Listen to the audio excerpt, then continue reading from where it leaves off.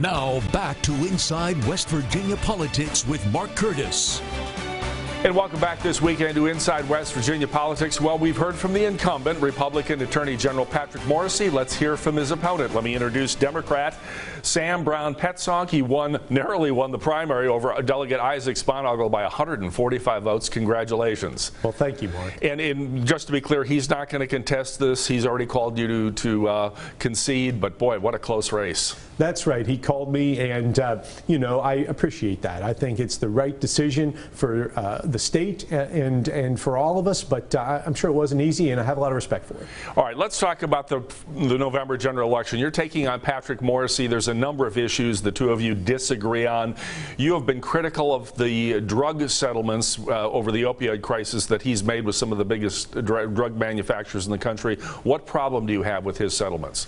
Well, his approach to the addiction crisis and to substance use disorder is inadequate across the board. He has recovered too little in the litigation. We lose in West Virginia, and it's the American Enterprise Institute has reported we lose $8 billion a year to the addiction crisis in West Virginia, $8 billion with a B.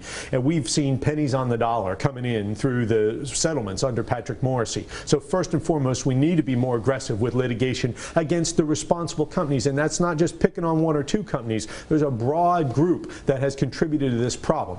But I have to say, second, Morrisey is attacking the federal health care dollars that are the backbone of the addiction treatment services in West Virginia, and he hasn't done a thing to help people in long-term recovery. So that has helped people get back in the workforce and back with their families. So you think, bottom line, he could have got more money? He could have gotten more money. He needs to stop attacking federal addiction treatment dollars, and he needs to help people get clean and stay clean. Another issue where you differ is the repeal of Obamacare. He has joined with, about 18 other states in this lawsuit trying to get Obamacare thrown out. You have a different view, and what are your concerns about the impact that might be if they're successful? Well, look, I have watched that law, that federal health care law over the past decade, bring health insurance and support to hundreds of thousands of West Virginians.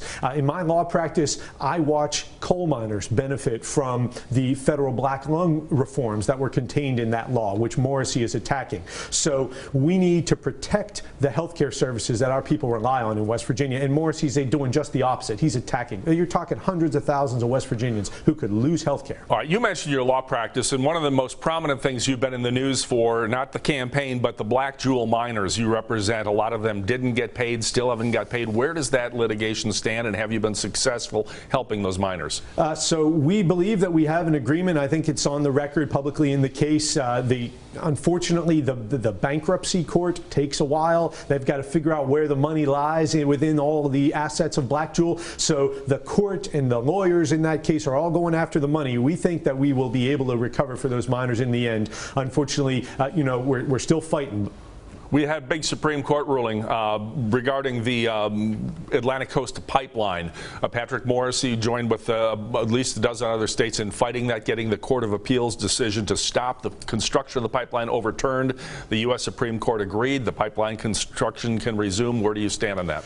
Look, I think Patrick Morrisey has wasted untold sums of money getting our state into all kinds of political lawsuits over the years. Do we need to fight for our energy industries? Absolutely. That's what I've done, fighting for cleaner coal-fired power generation. We have lost over 100 coal-fired power plants since President Trump took office, and Patrick Morrisey hasn't been effective at all in stopping that trend. So I know how to go after it. That means going to the regulators, not filing lawsuits in federal court, but going to the regulators that actually decide what plants are we building, how are we generating power. That's where we have a shot at delivering better results for coal miners, coal-fired power, West Virginia energy across the board. That's what I stand for. And can we do these things in an environmentally safe way? Yeah, sure. We have to, and we can. And in fact, I think what we've seen over the last decade is that if we don't find ways to be cleaner, we all lose out. So we can. We always have, and we can be smart about coal. All right, we're down to about 30 seconds. You've been in the courtroom. You know how to make a summation.